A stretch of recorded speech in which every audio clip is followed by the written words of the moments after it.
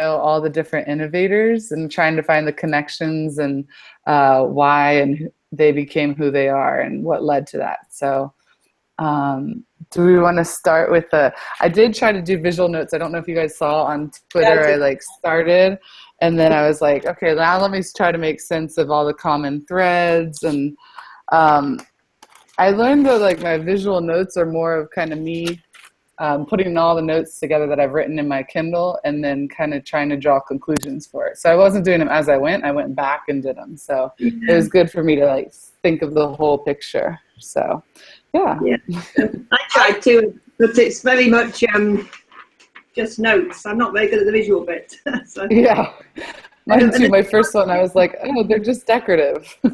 Yeah, they're decorative. I will come together and put them in a map, but time ran out. Yeah. But what's the difference between a mind map and the visual notes? Except I suppose visual notes have got pictures in.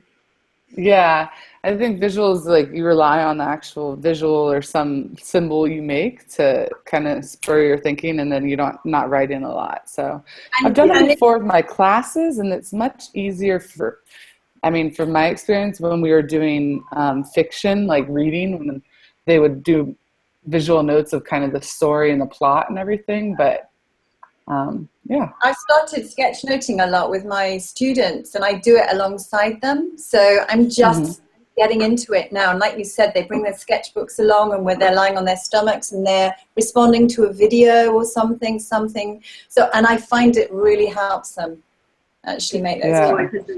Yeah. Well, I bet with your grade too, like, cause you're first, right?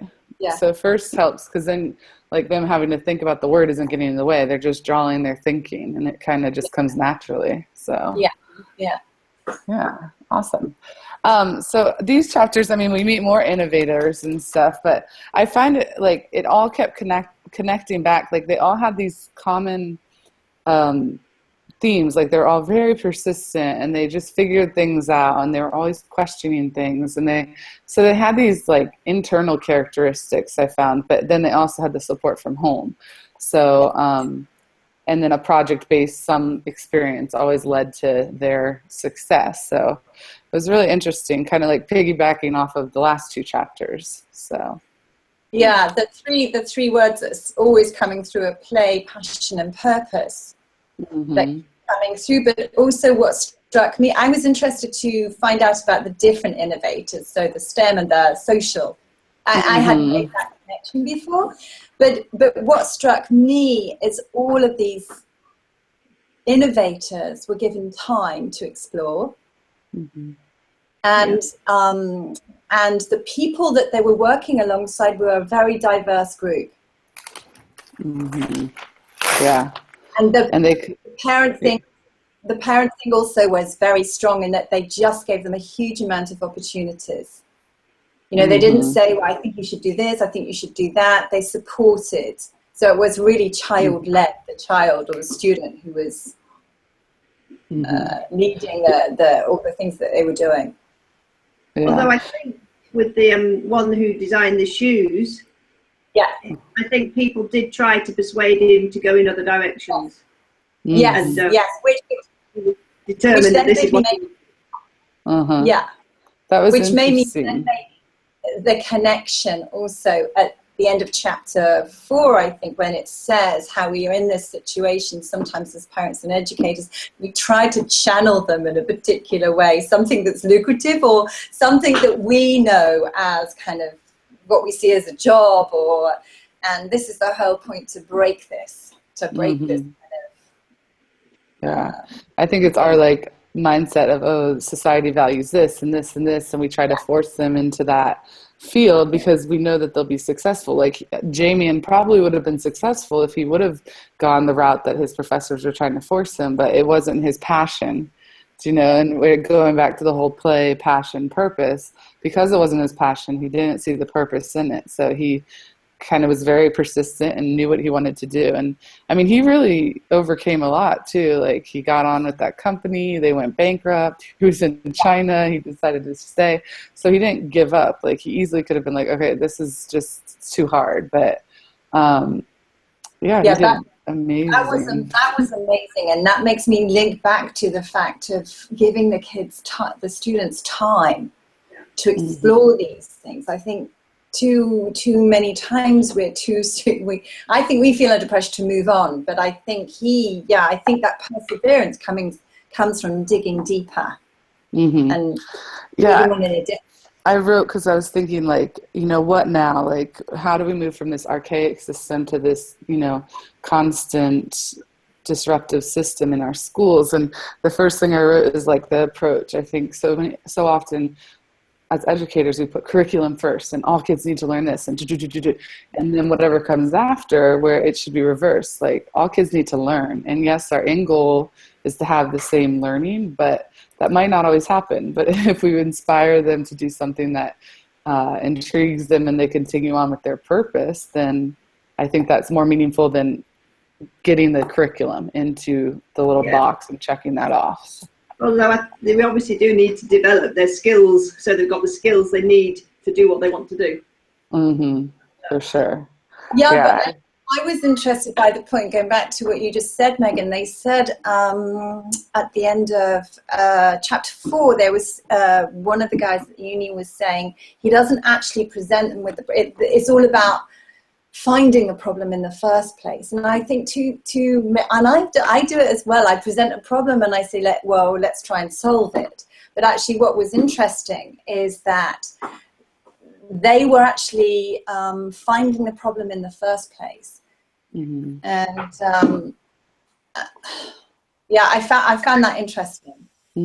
Well, and that the girl from Tulane, Laura, that's what she said. She said, if anything, we need to be taught problem identification, because so often we think something's a problem when really it's not. It might be just a nuisance or something. So I think that if we can start early teaching them how to identify problems, then that would lead to a lot of success. And I think if we mirror our own learning in that sense, I think that might make a difference. If we show them how we learn and how we've kind of identified problems in the past, or I don't know, I think that would make a big difference. Somebody on Twitter this week, Hila, was saying about, she was in a Twitter conversation and she was saying, well, what we should be doing, it was on the ISTE. She said, what we should be doing is actually showing this chat to our students. Because we were trying to figure out identify the problem in essence. And I'd never thought of that to show, actually, to display to the students actually how we dig deep and how we actually try and identify the problem and then solve it. It's being transparent and saying, being transparent with the kid, whatever age. I think first graders up through 12th graders will understand, they don't have all the answers either. But again, I think we talked about it last meeting. It's being comfortable with not having all the answers and not being the leader in the class all the time. So I think that's a shift for a lot of people. So hi, Catherine. Hi. I didn't want to interrupt by saying hi, but I'm here. Yay. We were just kind of talking, about chapters 3 and 4, sorry. So just the need to help students identify problems and help guide them, not just give them a problem. And again, that goes back to what Susie was saying about giving them lots of time, because being immersed in the environment, they actually discover the problems. Yeah. And we go back to last week last month we were talking about the time to fail and, learn from your failure and then come back and retry. And so I think it's just time, and that's the one thing teachers say we don't have enough of. So it's like, how do we integrate? It's time, but it's also the language of the classroom. So if we're using it as well as educators, like, I didn't do that, so what did I learn from that? Or I think it's modeling the language of that as well, that it's okay that's where you kind of find out where the problem is, or you fix it, or you learn more. And I think that's really can be really powerful as educators if we start using that kind of language. And I think it's more than just modeling the language, it's modeling that permission to fail permission to reflect on the mistakes that you've made in the classroom and say, well, that didn't work out so well. How can I do it better next time in front of the kids, and inviting the kids into that conversation that you're having? Yeah. Mm-hmm. Sort of, where can we improve? Where can we go from this? Mm-hmm. For sure.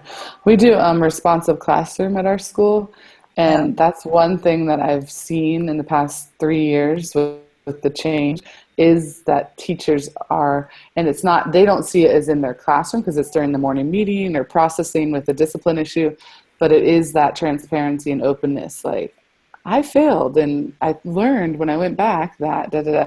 And so I think that that's like the door opening to a lot more of those opportunities that teachers aren't recognizing yet. But like when I go in and observe, I always try to point it out. I notice how you use this language to model that you didn't have it correct the first time, or as you were writing, you were struggling to find the correct word, or different things like that. So I think the more aware we are of what we're doing, because I think teachers do it automatically, but they're not aware that they're doing that. So Well, I'm not sure we get enough time either to actually reflect on what went well, what are the takeaways, and what do we need to improve on next time. We'll sort of focus on big issues like, oh, that was a dreadful lesson, but not necessarily look at the little things that we're doing, because sometimes there are things we're not even aware that we're doing. mm-hmm. Yeah, for sure. Do any of you have peer like observations at your schools? No. Yeah. Do those work well for that? Because I'm thinking like maybe if you have somebody else that's not an administrator, that wouldn't be, kind of, I feel even though you try to make the environment of administrator going into observe not evaluative, it always feels that way. So I think the peer observations is one way to do that. No, it works How's it really going, well. Susie? Yeah, no, it works really well. If you're in a particular strand, then you will be in a year where you will have a peer, you will be observing each other, and it's very informal. And it's really interesting because, you're in the class and you don't notice your behavior or the language you use all the time. And I think it's really interesting when you have a friend come in, a colleague who comes in and pick up on things. Not in a negative way, particularly. Yeah, no. For sure. It feels comfortable. Yeah. Yeah, we have, we just started this year where everyone has to do at least 2 per semester, and they can pick who they observe, or they can, it's really wide open. And we've gotten a lot of great feedback because teachers are saying, oh, thanks, it's helping me realize things I didn't know I was doing well, or things that were like little tweaks I could have made, but I probably wouldn't have heard it as well from an administrator, but hearing it from a colleague helps. So, yeah. I thought another really interesting thing was, I'm going to mispronounce her name now, Sita, the girl, but how she was talking, like, they're all talking about connections, project-based, doing real life things, but then how she takes like pop culture and puts it into her, like anything she's doing, because she knows that will be the connection or context that will really motivate the people she's working with. So I just thought that was really interesting and not outside the box, but something that I think we tend to forget to do. Well, yeah, I think it's interesting because a lot of the time when it comes up in my classroom, at least, I think it's coming from the students. Like, we're actually incredibly lucky at the moment because we've just started our unit on how we organize ourselves, and we're doing our governments and how governments work. My kids are fascinated with the U.S. elections. I've only got 2 Americans in my class, but they're fascinated by it. Yeah, because it's a train. And they're the ones who keep bringing it up, and they're looking at everything through the lens of Donald Trump, which is very disturbing. And it's really working to get them thinking on a deeper level about what are, the options of a regular person living in the States. And what powers do they have to affect the outcome and influence what's going on, and what can they do as individuals versus what can these all-powerful presidential candidates do? Yeah. No, that's a very great connection right now. Unfortunately, as an American, I'm like, so, yeah. But I think kids are dying for those like connections to class, and like maybe it's not the teacher. Like I know our middle school teachers just recently did like a Pokemon project where they had to like go around the campus and were given challenges by, I don't follow Pokemon Go, but I know that's huge in Mhm. the middle school, high school. So, and the kids were totally engaged in the project, and it made it so much more fun to them, but also like gave them this like urgency to learn because they wanted to find the next Pokemon. So, yeah, That sounds really fun. That sounds great. Yeah. yeah, I think in several of them, there was emphasis on the project learning that had really helped them. So they're being given the real world projects, aren't they? And I think that they saw those as main points in helping them develop. yeah. I liked they're all like blending together all their experiences, but I believe it was Jody, but how they had these projects and then the class critiqued them. And I like that coming from the peers, the critiques, and then the like kind of how you could improve it. And then they went back and worked on it to make it a better product. So I thought that was really Couple of them interesting. mentioned that that was an important part of the process. I can't remember any of the names, I will admit that fully. But the girl who was talking about the graduate level seminars that were just pure projects the whole term long, and how Yeah. it was initial and in the middle and at the end they would present to their peers and they'd talk about that and take the feedback on board. I know in chapter 1 and 2 there'd been something the same where you present what you're doing to your peers and that feedback is the assessment process really. For sure. Well, and I think so often, like, we get a good idea and we're working with other people that think we have a good idea, and you go and you go and you go and you work and you think you have this awesome product, or in teaching, you know, you think you have this awesome unit, but we never once get a chance to check with the students, or in their case, they got the chance to check with their peers and get affirmation or correction or criticism to kind of improve and make sure they were on the right track. So again, it goes back to giving them the time, to having that authentic opportunity to be like, you're on the right track, but this could be better. Or, yeah, I think totally keep going with that, but did you think about adding in this aspect? So I think in all aspects of any career, I can imagine that would be amazing to have that opportunity. So It's also building in that willingness to listen to that feedback as well and take it on board without being offended or just giving up on the project entirely. Because I know I've worked with some adults at this school and in the past where it's almost like they're blind to what the other people they're working with are saying, and they'll be super enthusiastic and they'll just keep being super enthusiastic and not take on board any of the this is good, but how could we make it better sort of comment. Or they'll hear the first criticism and they'll say, okay, well, I'm done with that. yeah, it's that, and I think it was the same girl. No, it was the girl before. She was a swimmer, but anyway, she was saying like working with people. She loves working in startups because it's this constant energy of like, how can we improve it, and getting feedback. And so it's almost this different mindset. Like she loves that, where most people prefer to be told what to do and like, yes, you're doing a good job, keep going, and that's it. But she said as soon as it stops being innovative and I get that like ground level energy, then I know it's time for me to leave. So. Yeah, and she was the one that she said in the beginning, I think she realized later on that she actually hadn't identified the problem. She was starting to set something up, and then she actually realized, hang on a minute, it's actually this that is the problem that I need to be solving. So, yeah. But they all had, as you say, big ideas of a problem that drove them. So, for instance, Shana was, well, how can art have a bigger impact on the world? And that led her to designing the buildings. Jodie was looking at technology skills and how to use them in Tanzania. They all had a focus area and a driving force, which, as you say, they need. Which stem from passions. Yeah. which then came from the play that their parents allowed them to do, you know, the clay shoes that Jamie was making, or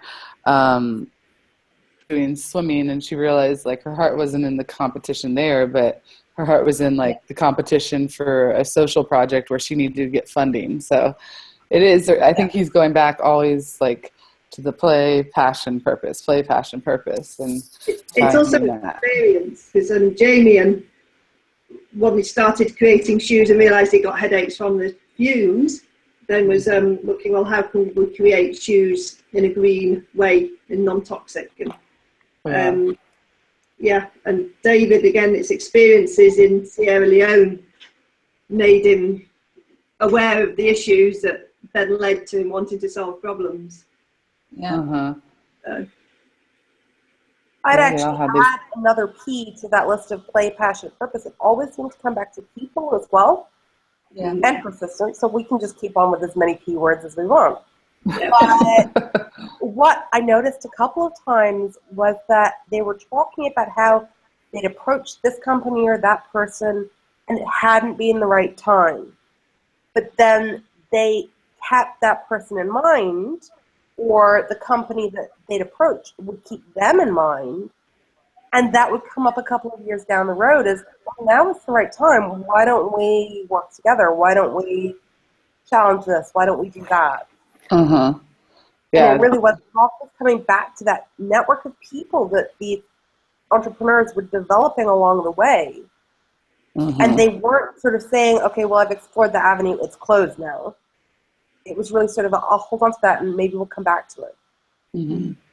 I like the, I'd never heard of Ashoka, but that Laura girl was super involved from the time she was 16, and just, I think, because I wrote, when I was doing my horrible visual notes, but I was trying to find the common threads, and I said, you know, the community, whether it, like, Jamien was online, he had that internet community, or in their class and their peers or their families, or Ashoka, they all had those people that they could count on to bounce ideas off of or help them and introduce them to people. So yeah, I should have put it as a P word, darn.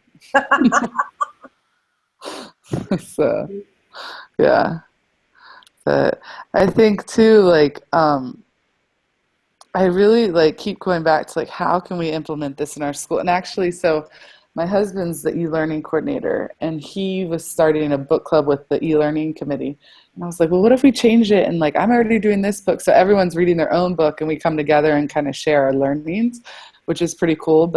And we keep saying like, okay, what now? Where is this going to lead our school? Like, how are we going to get that shift? And so I really think like, a lot of this, because like even just if you read the little synopsis on each entrepreneur, I think the students could learn so much from that. Like, not even all the background that, you know, Tony Wagner gives of the purpose, play, passion. Like, I think it'd be really interesting to introduce our students to like, this is Jamien and this is what he does, and this is, and kind of have them make their own connections and see, because I think sometimes it's a lack of exposure to kids like them that are changing the world, you know? And so we were coming up with how could we do that, maybe in the form of TED Talks, or not TED Talks, like that'd be something really big, but just, I don't know, we were brainstorming that to just expose them to people that are like them that might have the same passions.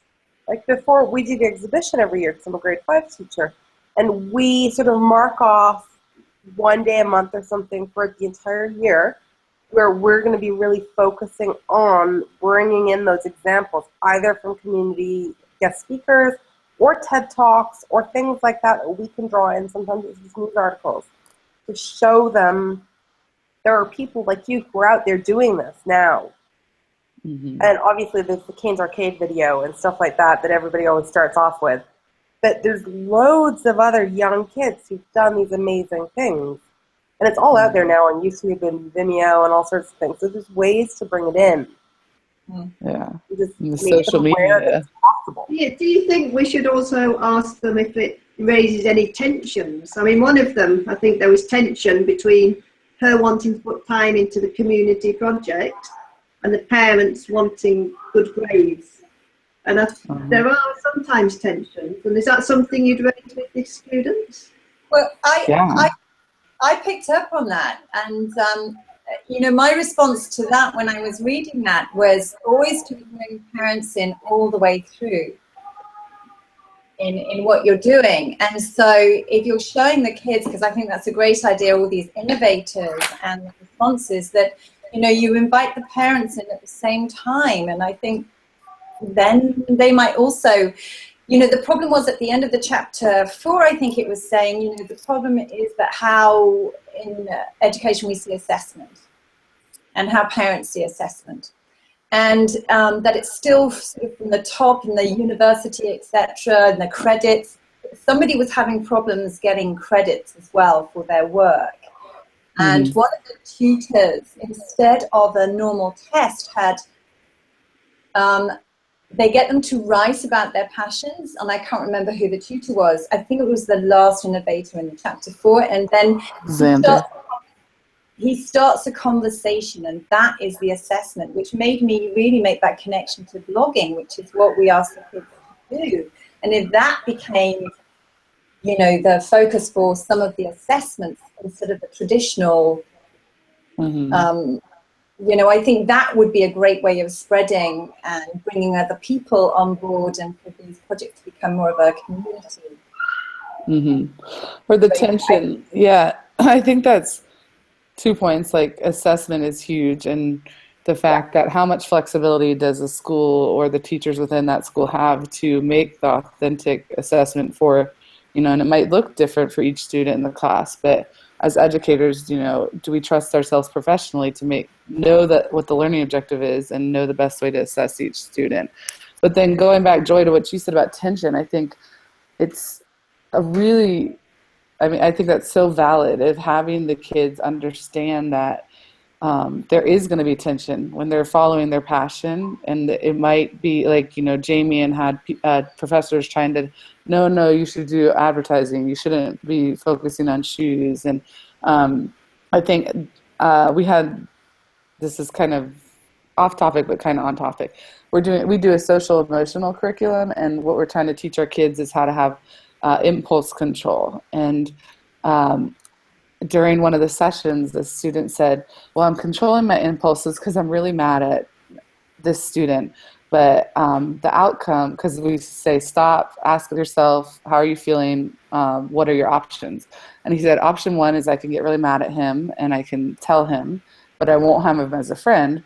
Or option 2 is I just hold in my feelings and I continue being friends with them.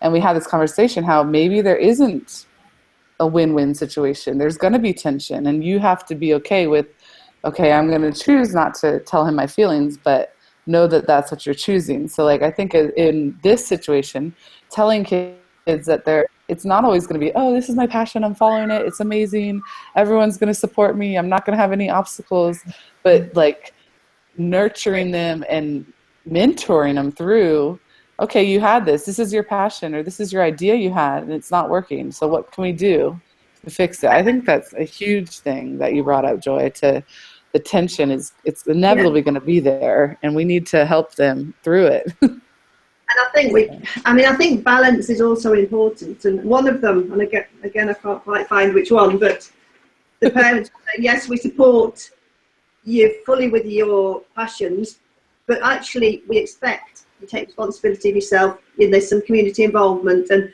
there were other expectations alongside. And I think as educators, how much are we encouraging go all out for your passion, and how much is it, yes, that's great and we want to encourage that, but these are also important.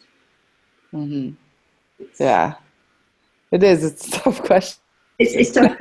It is a tough question. It's really interesting that you raised that, Joy. No, it's really, and it's getting that balance.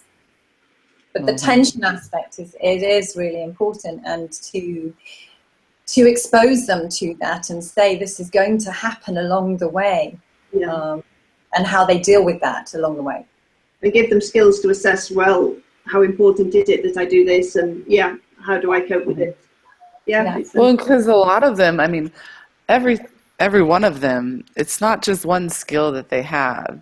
I mean, if they're building or making actual innovations, like Jody was doing the bikes in Tanzania, well, she realized she's really weak at the business aspect. So instead of just like failing or letting that go to the wayside, she said, that's what I need to work on. And whether it was her actually improving her skills at that, or I think she ended up finding people that were really good at that and bringing them on to her team. So also making them aware you're not going to have all the skills you need to succeed, but it's surrounding yourself with a community of people that will help you succeed and can share the same vision. Yeah. Also identifying what is it I need to learn next, which if they can learn that through school, it's huge. Because once they know what they need to learn, they can learn it, make the next step, and then so it goes on. Yeah. But, Goes back to that network of people that they're establishing. Because I think it was Jody, wasn't it, whose father took out the $50,000 loan and didn't expect to see any of that back just because that's what you do to support your children. Yeah. And he didn't expect it to go anywhere, but that's what he's going to do. Like, not everybody has that. And she recognized that was a sacrifice for him. But also taking the steps to then improve her business side of things. It sounded like she was really realistic about, people have made sacrifices for this. I'm now going to improve this. I'm going to work on this. And I'm going to reach out to other people who can mentor. I think that's a really good word for it, through the process. Yeah. I think oh, go ahead. I think they all had supportive parents in some sense. They all had parents with some sort of education or job that, while they may have struggled financially or in different ways, I mean, in Sierra Leone, he discussed with his parents ways to help improve. And they all had some sort of job, a reasonable job, I think. And I think their parents all wanted the best for their kids, whether that be the traditional route or the route that was less taken. And I'm thinking of the two, Jamie and I forget the girl's name, that grew up in a single parent home, and how their parents, both of their moms, were willing to do whatever to continue to feed that passion. And sorry, my son just came in.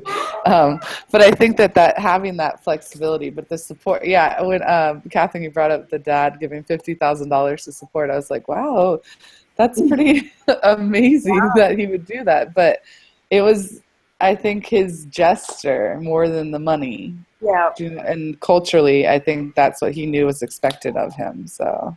But also, I think it's like you say, all of the parents have sacrificed something to help their children achieve their dream. Whether that's sacrificing time or, moving across the country or putting money into it. They've all done something to forward those goals and to make sure the kids know that they have support, whether it's traditional support or not. Yeah. It's also interesting that most of these examples look at innovation that helps others. Now, does innovation always help others? Can we have innovators that are out purely to make money, but their products, obviously, if they sell, they're selling because there's a need for them? It's as educators, I think we're creating the skills, but then the students have the choice to how are they going to use those skills. Yeah. Well, I suppose how would you define something that's helping others versus just there to make money? Because if there's a need for it, presumably in some way helping others to fill that need. I mean, look at Facebook. From interviews, it looks pretty much like that was a money-making endeavor from the start. But look at where it is now, because it's met a need that maybe wasn't even acknowledged before that. I'm thinking of Snapchat, like the inventors of Snapchat. And I know I wouldn't say it's a need, it's a want to connect and share your lives with people. And that has become such a basic, I think, need then. But like Snapchat, I wouldn't see it as something that's making people's lives better. but it is making them more fun. And I think that like in our society, like especially in, you know, established countries, I think our second grade's doing a unit on needs versus wants right now. And it's really hard for the students to understand, like, no, Facebook is not a need, or having an iPhone is not a need. But in our society, it is, you know, quote unquote. And so I think that there are lots of innovations that aren't the traditional needs, but because of where we are in society, it becomes a need. When more realistically, I would categorize it as like a want.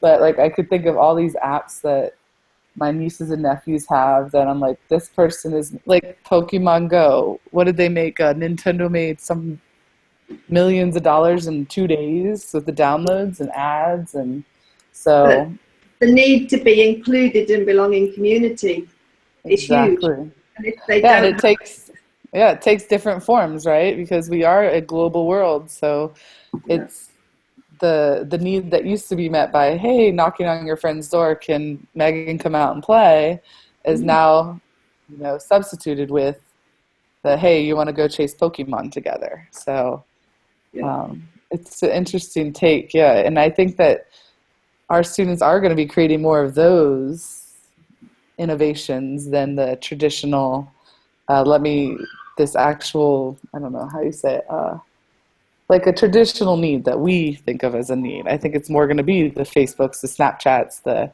Pokemon, the everything. So it's fun to see.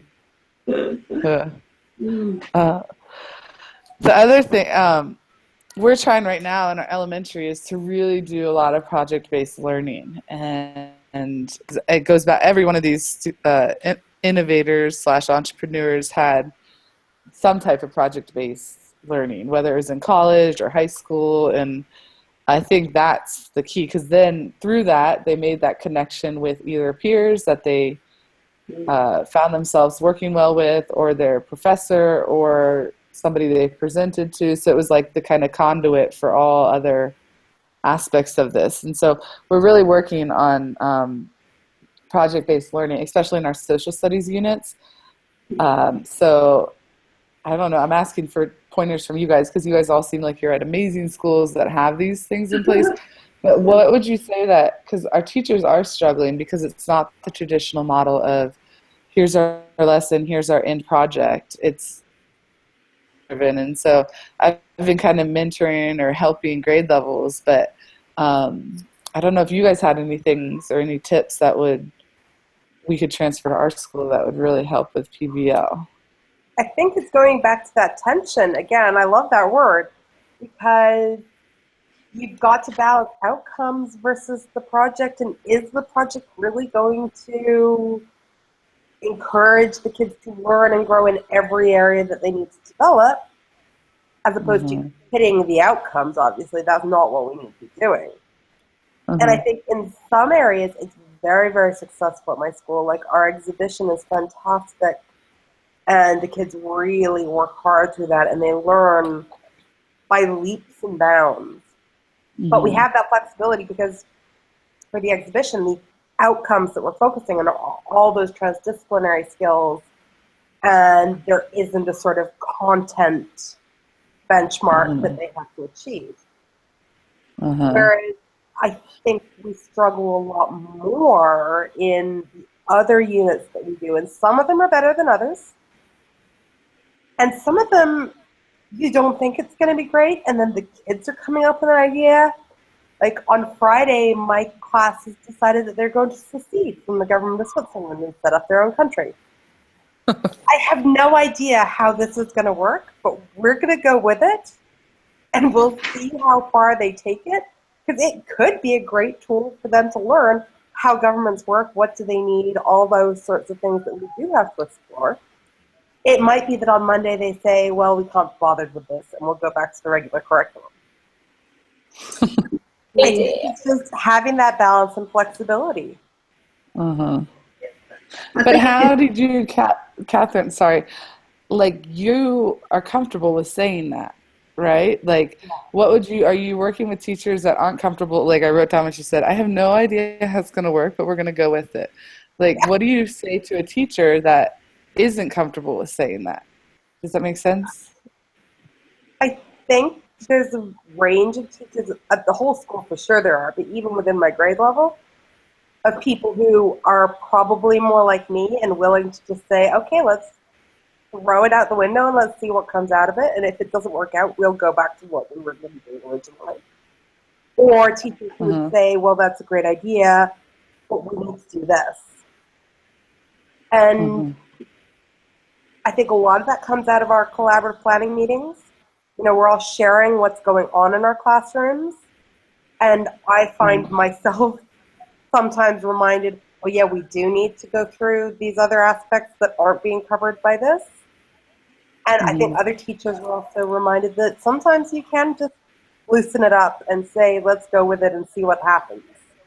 I think it's just influencing each other as much as anything else, and you've got to be aware, you know, there's 8 teachers on my learning team. Wow. And we all have an impact on how each other develops as a teacher and what's going on in everybody's classroom. And we're all aware it looks very different in the grade 5 classrooms. I think you can also start small. I mean, I had some pre-K children last year, and they found some toy frogs that we used for a song, and they didn't have a home. So they went off and designed a home for the frogs. It's very simple. But it was innovation because they saw a need and they created it. And you might find there's a lot of that sort of thing going on. You just haven't identified it as innovation. So looking for very simple things, problems in school, that they can come up with, well, this is a problem, how might we change it? Yeah, I think you're right. There is a lot going on in school already, where the students identify difficulties, things that are not working. And I think it's important to develop those skills. You know, it's how they can find these out, how they can pursue a project or a passion. It's the how, it's not the content, it's their whole, you know, how do I learn this? How do I develop my skills in this? I've just done, as part of my COSAIL final course, I've introduced, the whole project was about how do we collaborate?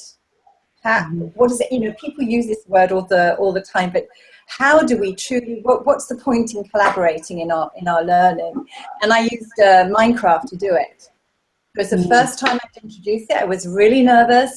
There are quite a few skeptics around, but I brought the parents in right from the very first. I sent out a letter. I had a meeting with them. I said, I'm going to do this. This is what I'm hoping to achieve. And now next week after the vacation, they're going to come in and the kids are going to now coach the parents. It's a risk. It's been a big risk, and it's felt so messy sometimes.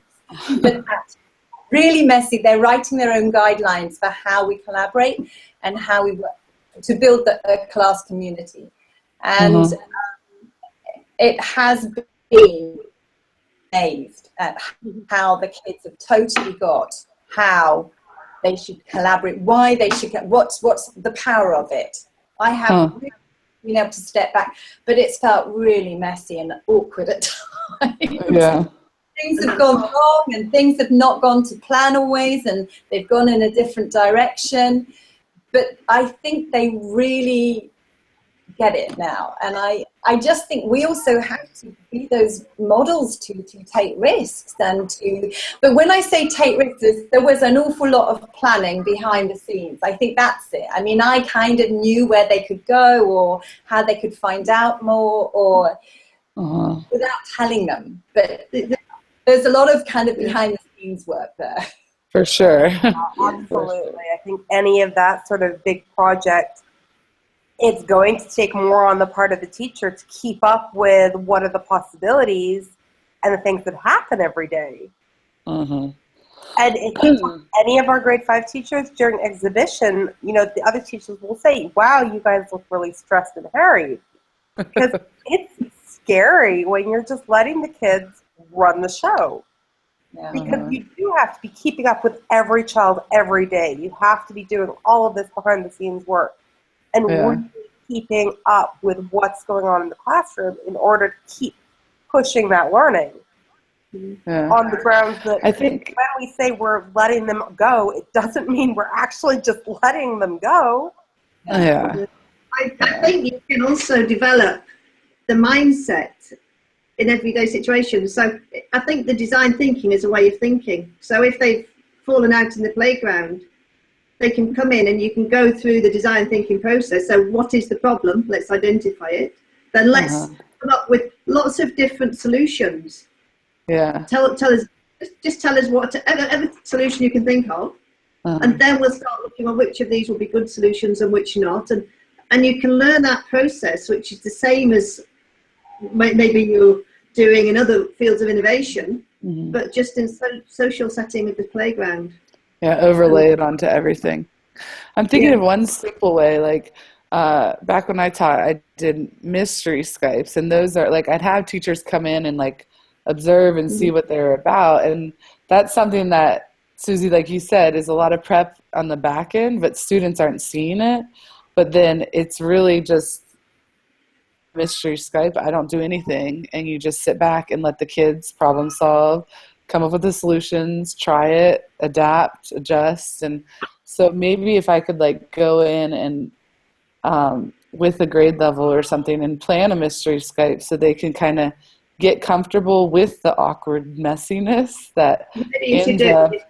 Yeah, because then inevitably, even if your class doesn't, guess where the location is, we always have a reflection like, what did you learn from this? Well, I learned that I want to be in charge and not the teacher. This is like, I've heard it from a kid. I learned that I want to be in charge and sometimes I can't. Or I've learned that I'm not good at finding on the map where it is, but I can look up the weather. And, so having those reflection periods with the kids will show the teacher that even though they weren't in charge, and even though maybe their class didn't succeed in the ultimate outcome or the goal, there was still the learning that happened.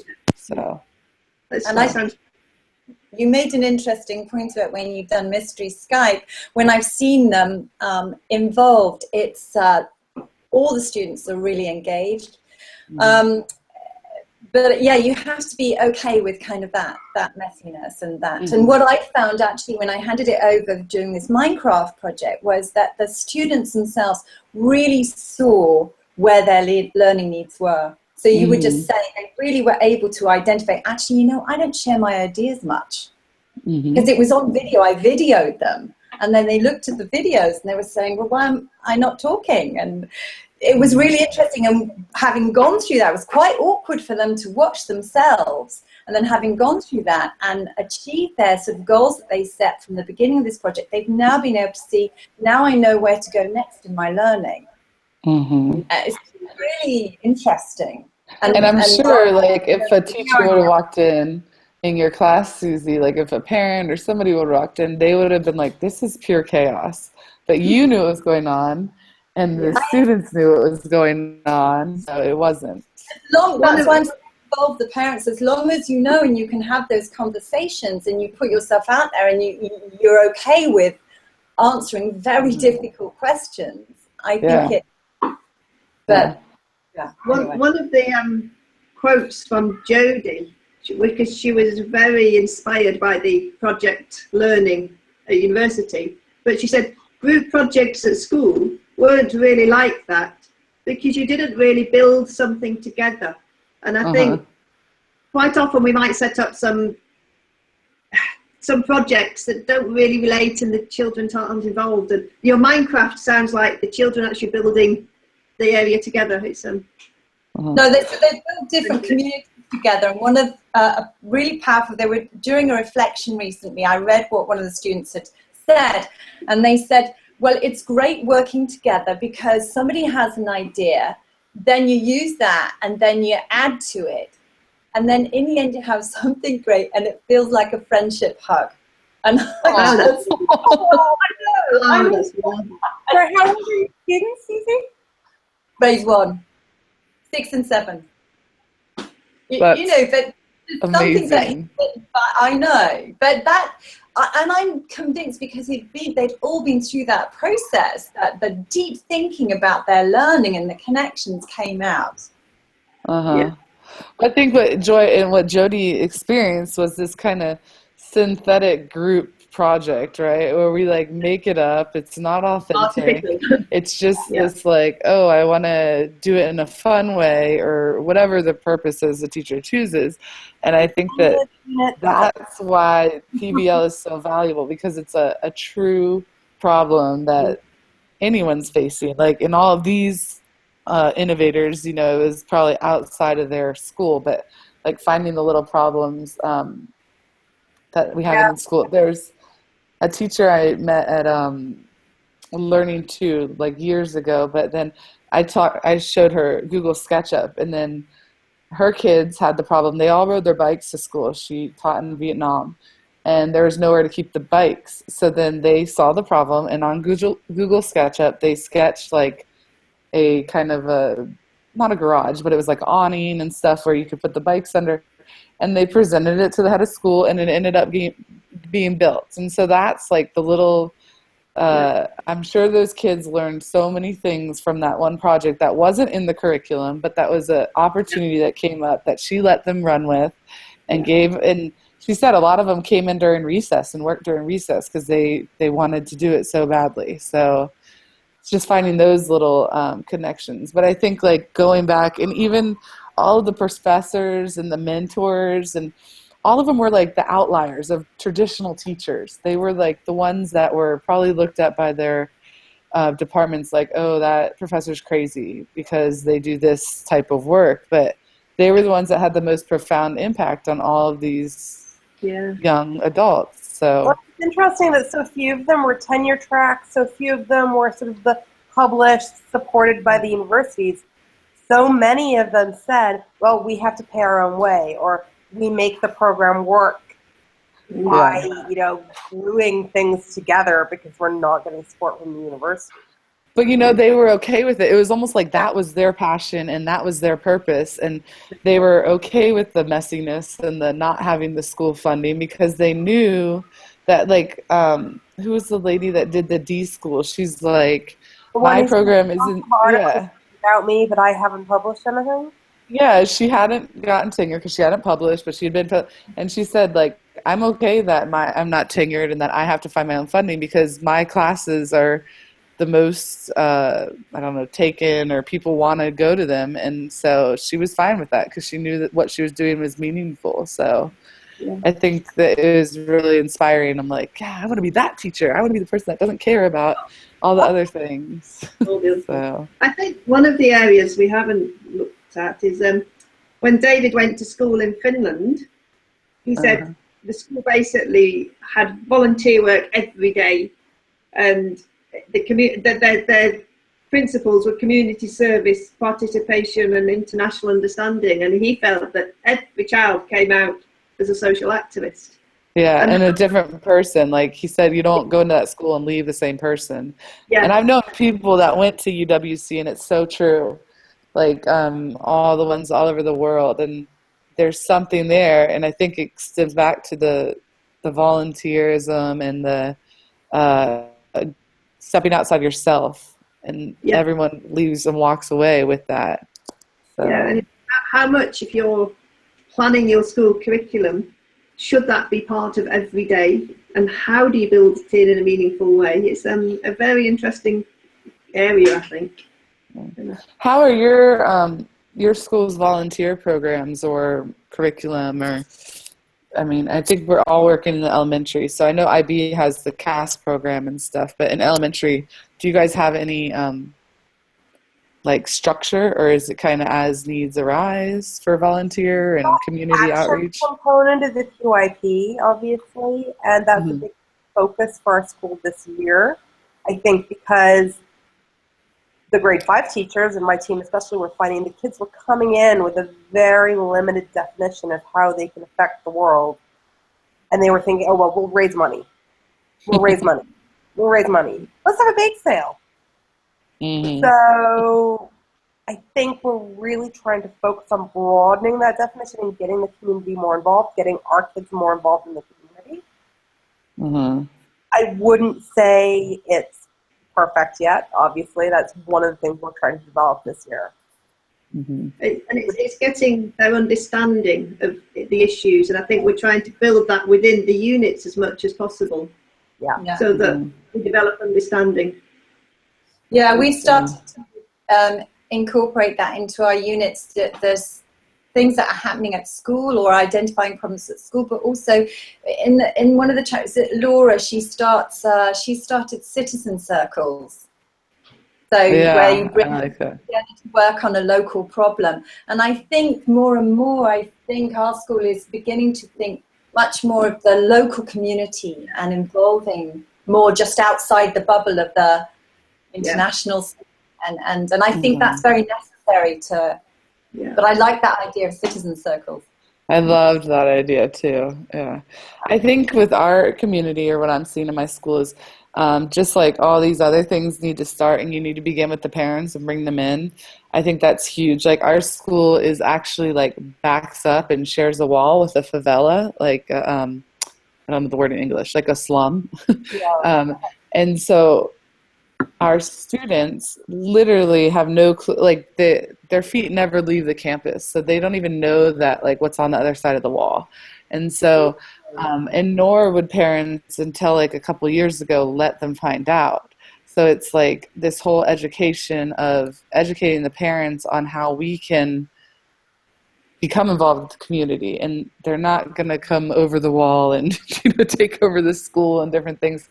Because I think culturally in Brazil, there's a very it's a very have and have not society, and so it's kind of I mean, we could stop the kids, but then I'm sure we'll have resistance from the parents. So it's about bringing the parents in as well, and kind of opening the wall, literally opening the wall, but bringing it down so that parents understand the benefits of their kids. And same, Catherine, our kids are always like, let's have a bake sale and let's have this, and I can bring in old clothes and just give them to them. And it's this whole mentality of like, we have money, so we're just going to give it to you. And like our teachers are having to say, is that really solving the problem? And so that goes back to identifying the problem, doesn't it? That we've been talking about right at the beginning.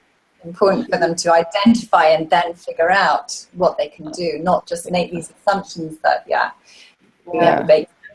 it's more and talking and being okay with the messiness, like being okay with talking with another person that's outside of your social class and asking them like, hey, what do you struggle with? And I think so often we presume what people struggle with and probably are completely wrong. So and making relationships. I think it's a really Catherine, you said it, but defining what the community involvement is, like having this, we define our school vision and our mission and all these other things we have school like common language for. But I think, at least in my school, that's one thing that we could improve upon, is having a common language or a common definition for what is community action. And I think that would be the first step, maybe. So. Well, and I think we need to make sure. Sorry, Joy, go ahead. Okay, good. I think we need to make sure that we see it as mutual learning, as opposed to, well, we've got all these goods to give away, are we being good? But just, actually, these are great people and we can learn so much from being with them. And it's mutual, as opposed to one giving to another or in any way. Yeah. But no, what I was going to say is it's really interesting that mutual learning, even among teachers, because we've got a very big school. And we just had some professional development days, and one of those days was conversations with across the divisions, so primary, middle school, and high school, talking about what do we do for action and what do we do for the CAFs and things like that.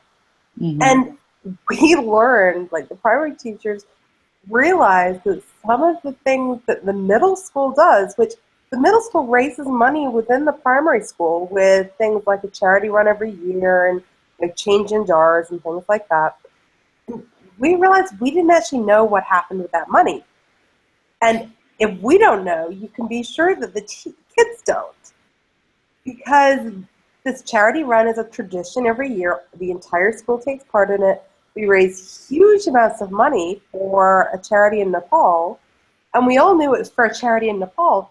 But then we realized that they bought a truck with it last year. They trained 14 nurses and things like that. And why aren't we getting the kids involved in this? Why aren't they seeing videos of this?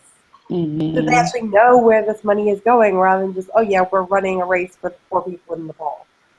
I think the other really useful website some of our primary school students have used is the Kiva one, where they can loan money.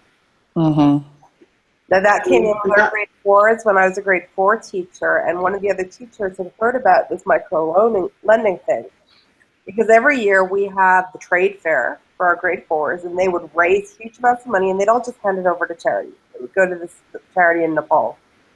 And instead, now we put it through Kiva, so it's a micro loan to people that they can see, and they're choosing the people that they loan it to based on what they think they want to support. So we end up supporting a lot of people who are small business owners or farmers or people who want to open educational things in different areas of the world.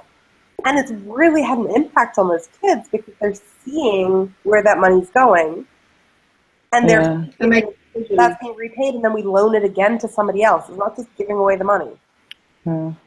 Catherine, I would love our 4th grade is looking at doing Kiva for their persuasive writing units, and they're going to try to persuade after they've raised the money, of course, with bake sales and all that.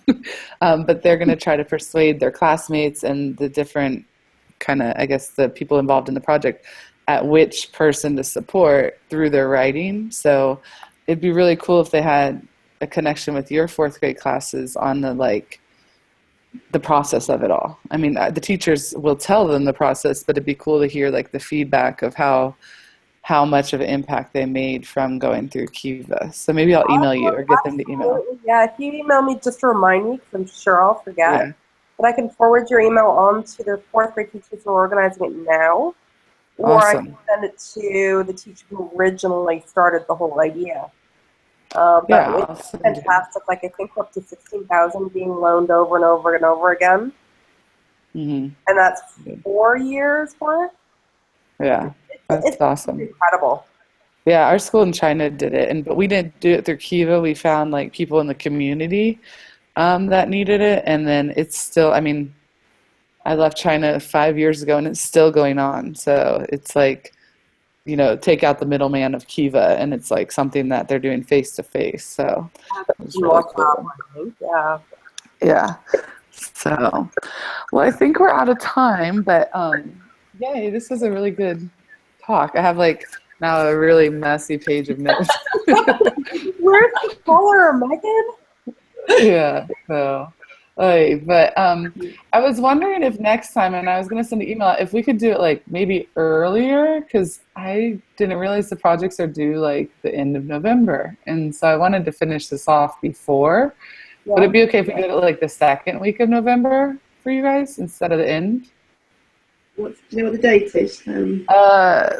It's currently November 28th, I think, but if we switched it to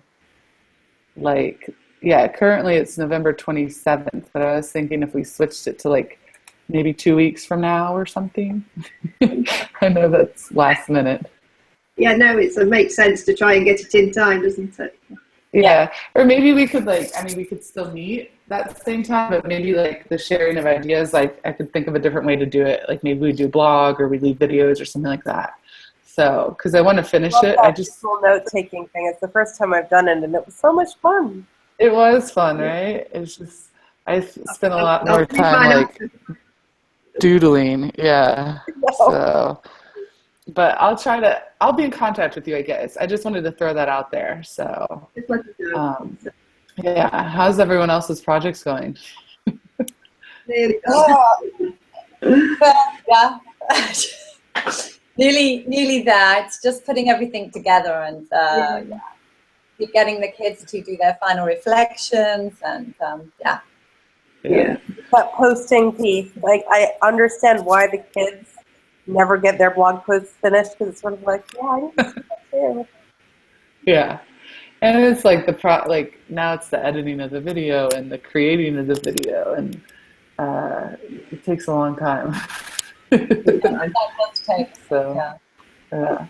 Well, thank you so much for your participation. I've learned a lot from you guys so far, and I'll be in contact with, like, if we change the date or if there's just another way to share out. I might start doing like slow chats on Twitter, like ask a question and then people could answer throughout the week, because then I know everyone's super busy too. So, but, That's the idea. I like the slow chat. I can do yeah. So I think I'm going to start that. I'll start that this week, and then we'll have it for a couple weeks going on. So, Yeah, that's all right. Well, everyone have a great rest of your Sunday, and sorry about all the time confusion. thanks. It was fine in the end. I know. I should have just, looking back, I should have just realized, like, I'll change my time and not change everyone else's. Like, I don't know why I didn't think of that, but anyway. I think All having right. Sunday of the hour changes enough to throw anybody off. Yeah, exactly. Well, and also it's switched here because, Southern Hemisphere, so we're going into summer, and my parents are falling back. So, like, so anyway, we made it. Yay. All right, All right. thanks. Bye. Bye. Bye. Bye. Bye. Thank you.